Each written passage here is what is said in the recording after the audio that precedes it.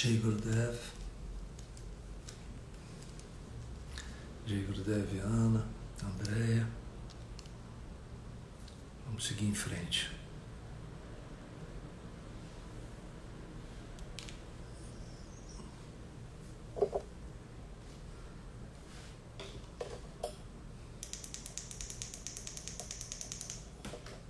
Mari, firme e forte. Querida Beth, vamos nós. Gelda,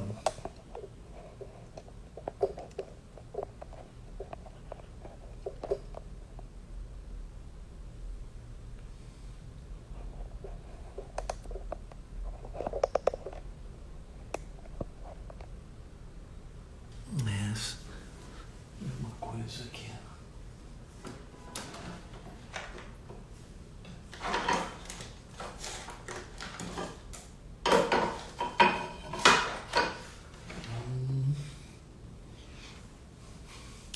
Bom, vamos tentar assim mesmo. O telefone está escorregando aqui, mas eu espero que não passe disso. Todos sentados com conforto. Jai Gurudev. Claro, venham meditar em grupo, quando vocês quiserem. Vamos nessa? Olhos fechados, sentados com conforto.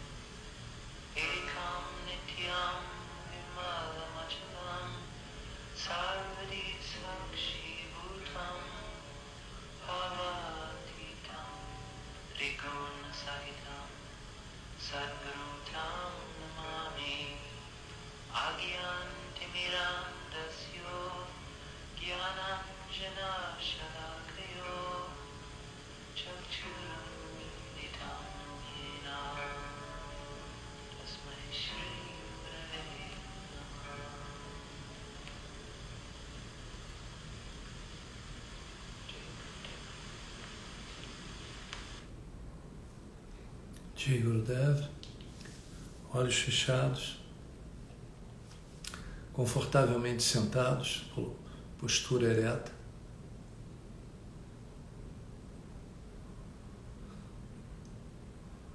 Deixem que a visão de vocês seja projetada diante dos olhos fechados. Encontrem um ponto com a distância de um palmo diante dos olhos e deixem que a visão penetre nesse túnel escuro e luminoso que se apresenta diante de nós. Sem análise, sem julgamento, deixem que a visão flutue nessa escuridão, de forma gentil e agradável. Pálpebras relaxadas.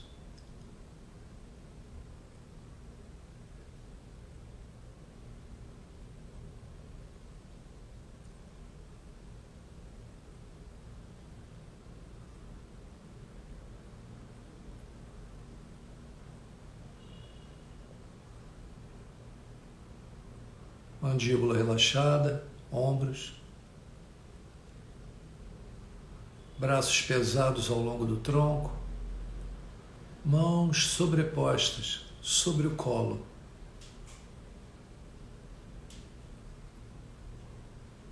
Abdômen descontraído.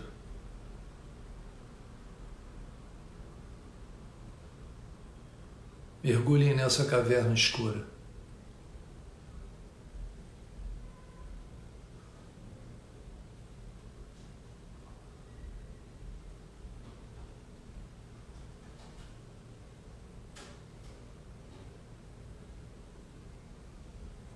Relaxem o pescoço.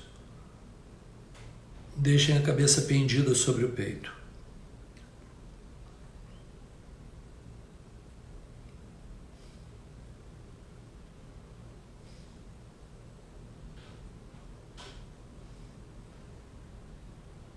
Devagar erguemos a cabeça e vamos com ela para trás dos ombros.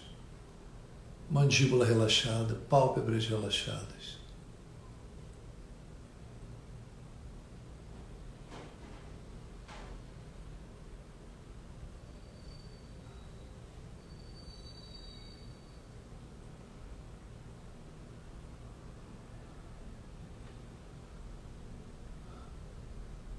Retornamos com a cabeça para a posição ereta,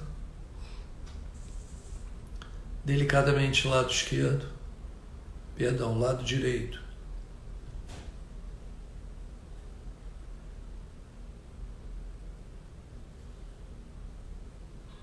Suavemente erguemos a cabeça, lado esquerdo, mandíbula sempre relaxada.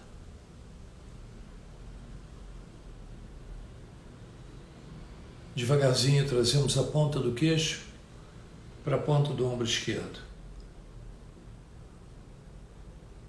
Relaxem o pescoço.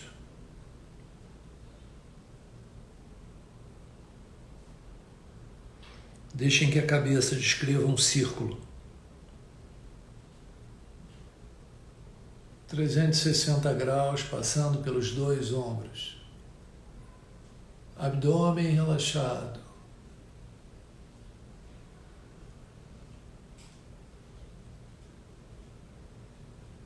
Ponta do queixo com a ponta do ombro esquerdo.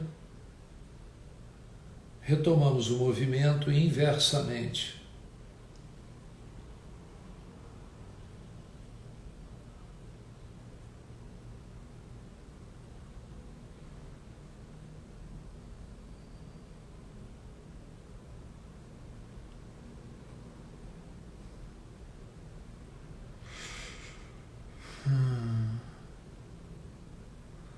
Sempre procurando liberar a tensão existente no pescoço, queixo com ombro. Essa é uma área que fica bem comprometida. Nossa mão esquerda sobre o joelho direito, a mão direita apoiada ao lado do quadril, torção. Vai até o final para 2 segundos e solta o corpo. Mudei de posição. Mão direita, joelho esquerdo. Mão esquerda ao lado do quadril, torção.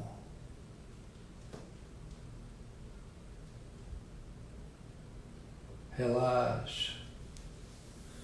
Jai Gurudev Pranayama. Quem não faz o pranayama, olhos fechados.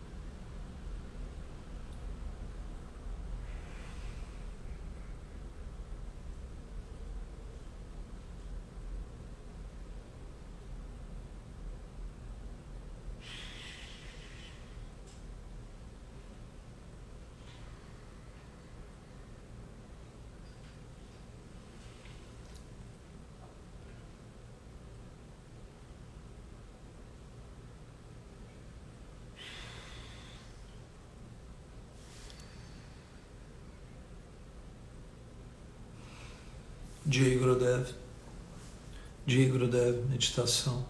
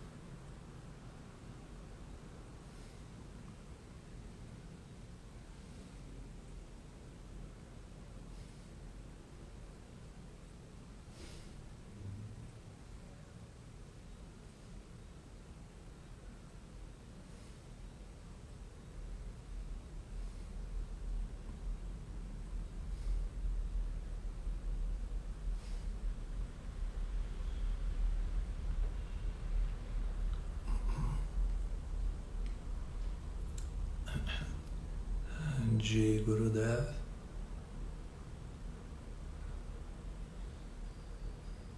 Jai Gurudev, repouso. Olhos fechados. Recostem ou deitem.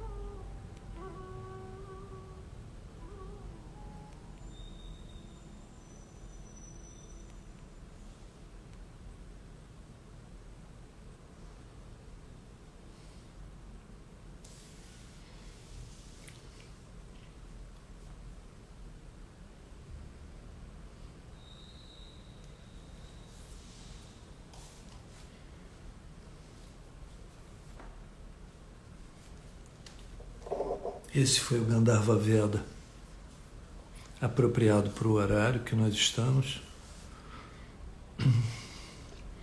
tocado em flauta de bambu. O objetivo é coerência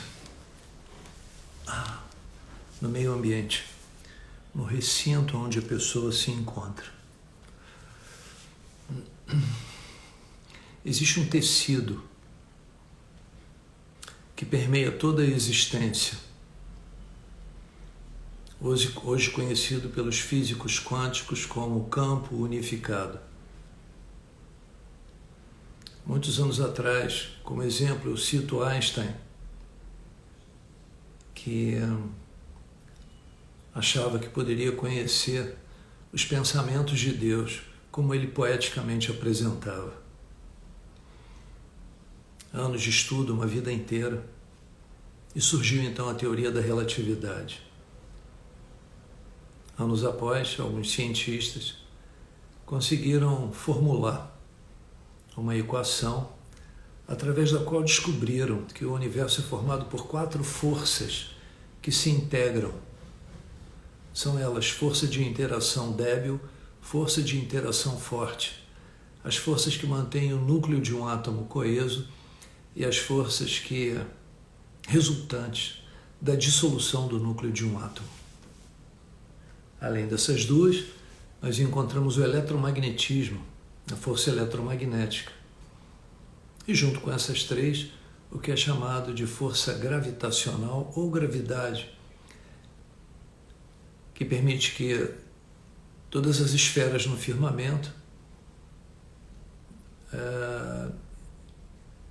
coexistam de forma harmoniosa através de forças de atração e repulsão.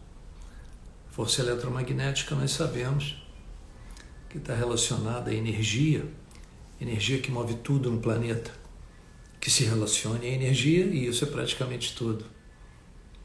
Anos mais tarde, esses cientistas entenderam que essas 4 forças se resumem em 3. Anos mais tarde, esses cientistas que entenderam que 3 forças regem o universo conseguiram concluir que essas 3 se resumem em 2. Eletrogrande magnetismo. Mais adiante, eles conseguiram entender que essas 2 forças se resumem em uma só. E isso foi chamado de teoria do campo unificado. Essa é a descoberta mais poderosa no campo da física quântica, porque entende que todos nós estamos interligados. Nada funciona isoladamente no universo. Por mais distante que esteja de cada um de nós, o fato é que, em essência, todos nós viemos do mesmo pai, poeticamente falando, ou da mesma mãe, e retornaremos a ela ou a ele algum dia. E essa é a história, né, das nossas vidas. Né? A nossa existência, ou as nossas existências, se resumem nessa busca, nesse encontro, nesse fluxo em direção à totalidade, onde o rio se transforma no oceano, onde a gota assume o status do oceano. Deixa de ser uma gota, mas se torna, desde a sua individualidade, alcança a totalidade da vida. E esse é o fio delicado, sutil, que todos nós meditantes buscamos quando meditamos, né? Quando transcendemos durante a meditação. O que nós buscamos é esse fio que tece a vida, esse fio que interliga todos nós, esse fio que interliga tudo que existe, existiu ou existirá. Esse é o campo da consciência pura, aquele valor abstrato, subjetivo, que ao ser experimentado, permite ao indivíduo o desenvolvimento de habilidades extremamente fantásticas, extremamente poderosas. Todo o nosso trabalho, ele se encontra nessa direção, ele vai para essa direção, na direção da unidade, na direção da totalidade. né? E por isso as pessoas dizem que o amor, né, permeia todas as coisas, porque esse valor infinitamente poderoso, que é capaz de estar em todos os lugares ao mesmo tempo, que muitas vezes é chamado de Deus, que é capaz de conhecer todas as coisas ao mesmo tempo, sejam elas do passado, do presente ou do futuro. Essa infinitude é a nossa própria essência. E é isso que nós experimentamos quando o mantra é perdido e o pensamento não entra. Essa possibilidade, né, de experimentar o valor universal da vida naquele breve momento durante a meditação em que a transcendência é clara, a transcendência é pura, aonde a consciência é transcendental, transcende todos os valores do ego, todos os valores individuais e adquire o valor unificado, o valor cósmico da vida.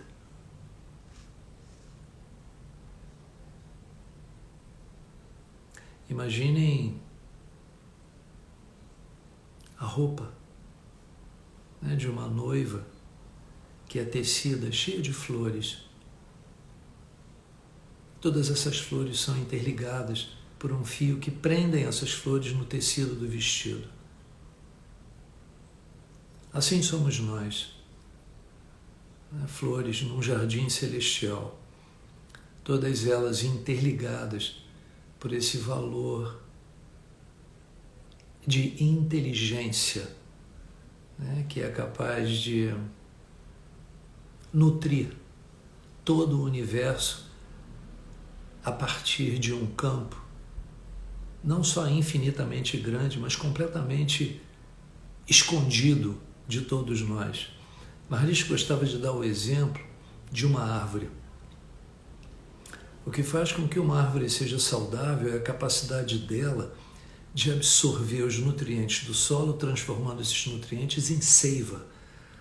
A seiva incolor. Essa mesma seiva incolor, ela se manifesta através do tronco marrom dessa árvore, se manifesta através das raízes que se lançam profundamente no solo. Essa mesma seiva incolor, ela é capaz de permear todos os diferentes aspectos da flor, o cálice, o caule, gineceu, androceu, é capaz de dar cor às pétalas da flor, é capaz de permitir o surgimento das frutas com os seus distintos sabores, contendo dentro de si a semente em forma de possibilidades para a nova árvore que deverá nascer. Tudo isso é alimentado por uma só coisa. Muitos ao longo da história chamaram isso de Deus.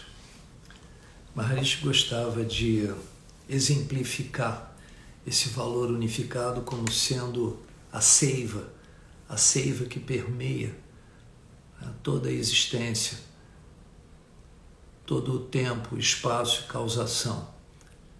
Esse é o trabalho do meditante, encontrar esse fio.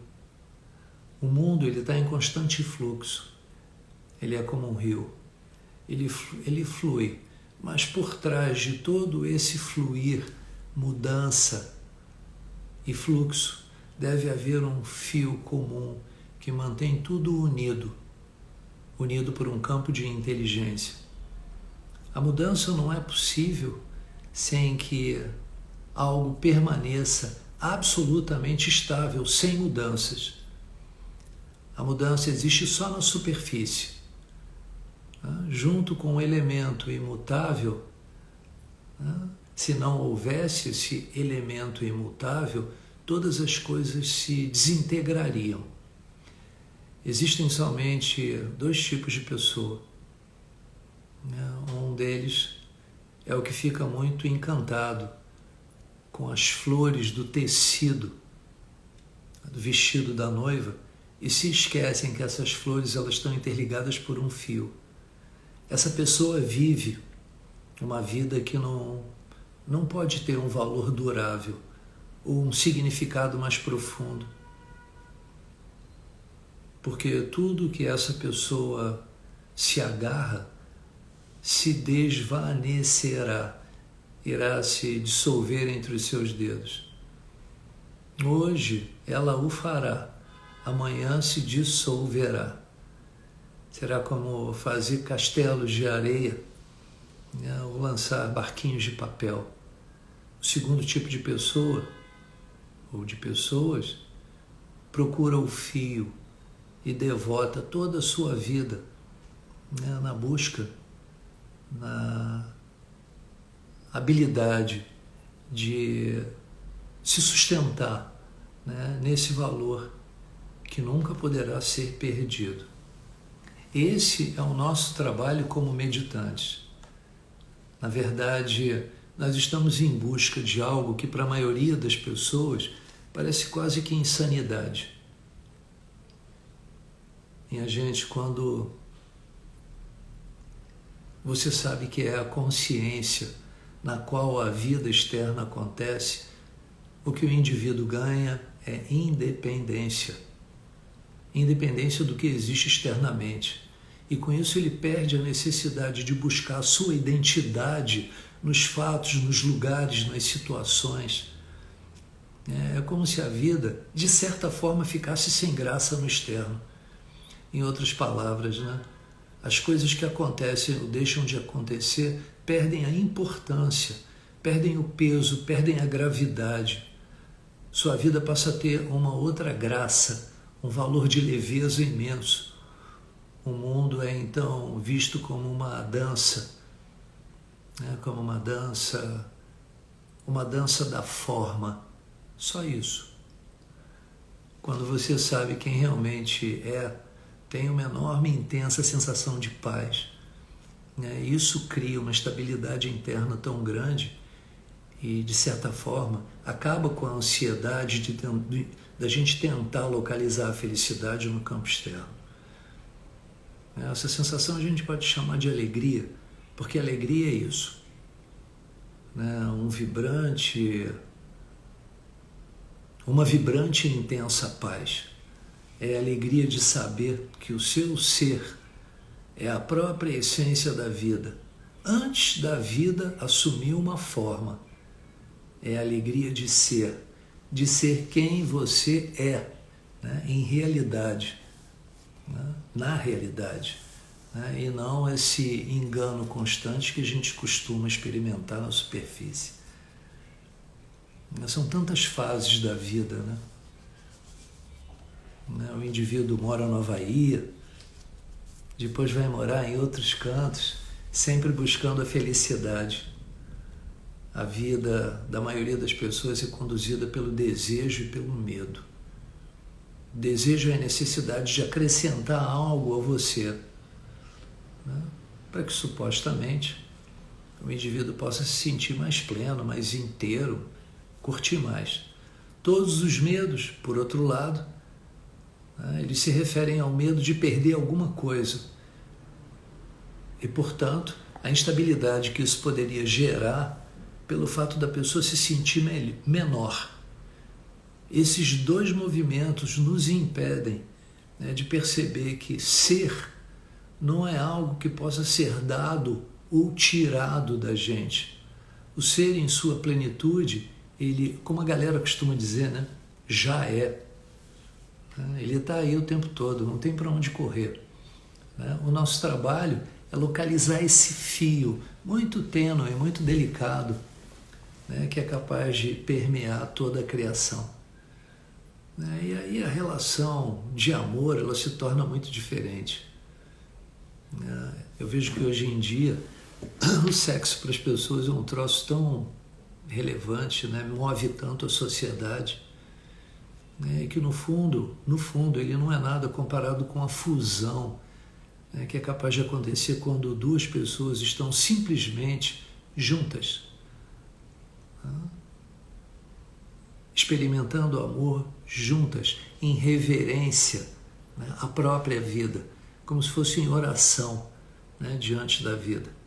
Quando a energia física não está envolvida sexualmente, né, ela se ergue para uma altitude superior, que a gente vem conversando, poder meditar com o marido, com a esposa, é algo especial. Por quê? Porque os dois atingem o máximo da vida, o que é chamado de samadhi, a iluminação, o despertar. A gente vai na Índia, agora no carnaval do ano que vem, e nós vamos visitar a caverna de Vasista, que é um grande mestre da nossa tradição. Mas o interessante é que ao lado da caverna de Vasista existe a caverna da esposa de Vasista.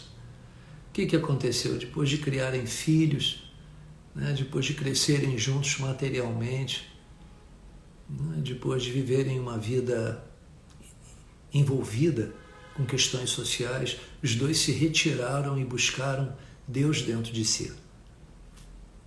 E esse é o papel de uma verdadeira parelha, né? De um verdadeiro casal. Né? É assim que aos poucos vai surgindo um celibato real. Na Índia eles chamam de brahmachari, né? Que não significa necessariamente abandonar o sexo, mas sim se tornar maior do que ele. Tudo que o sexo pode dar, que ele pode conferir, o estado de samadhi dá muito mais. O indivíduo aprende a usar a energia num nível tão elevado que ele acaba se importando cada vez menos com espaços inferiores. A ideia não é abandonar essa relação, mas criar um nível de pureza tão grande na relação amorosa entre duas pessoas, na qual o sexo não seja predominante. Porque caso isso aconteça, o cara será puxado de volta à terra. Ele não vai poder voar, né, na direção do céu. Criar asas para voar na direção do céu implica em se libertar de tudo. E isso só acontece quando a pessoa encontra esse fio da vida, que tece tudo, interliga tudo. Esse é o nosso trabalho. Jai Gurudev, Sandra, Tunicão, que bom te ver aí. Márcio, como é que anda aí, Águia? Fernando, Jai Gurudev, Ana Cristina, Regina, Jai Gurudev, Flávia Fernandes, Aline, Jai Gurudev, Valdir Torres, nosso médico da Era da Iluminação. Bia Neto Arquitetura, Pedro, Jai Gurudev, Rita Mignoni, Tuca Portinho, Raquelzinha e família, Natália, muito bom.